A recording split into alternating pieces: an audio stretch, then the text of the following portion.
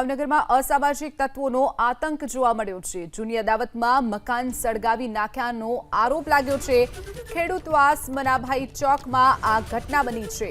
સામે જોવા બાબતે આતંક મચાવ્યાનો પણ આરોપ લાગ્યો છે, જેમાં રમેશ મકવાણા, સની મકવાણા અને સંજુ મકવાણા સામે ફરિયાદ નોંધાઈ છે।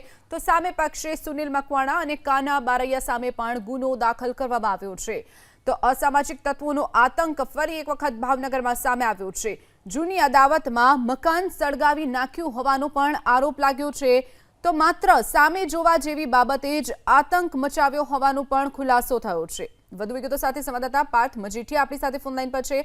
પાર્થ, ફરી એક વખત અસામાજિક તત્વોનો આતંક ભાવનગરમાં, માત્ર સામે જોવા જેવી બાબતે મકાન સળગાવી નાખ્યું હોવાની ઘટના બની છે। પાર્થ, જણાવી દઉં, ભાવનગરમાં હવે અસામાજિક તત્વોનો આતંક એટલી હદે વધી ગયો છે કે કોઈ પણ સમયે હત્યા અને મારામારી જેવી ઘટના સામાન્ય બની ગઈ છે। જોકે અસામાજિક તત્વોની એક નવી મોડેસ ઓપરેન્ડી બહાર આવી છે, જેમાં જ્યારે પણ ઝઘડો થાય છે ત્યારે મકાન સળગાવી દેવાના બનાવો છે તે બનતા હોય છે। ગઈકાલનો આ જે બનાવ સામે આવ્યો છે, જેમાં શહેરનો જે ખેડૂતવાસ મનાભાઈનો ચોકનો વિસ્તાર છે કે જ્યાં જૂની અદાવતને લઈને મારામારી થઈ હતી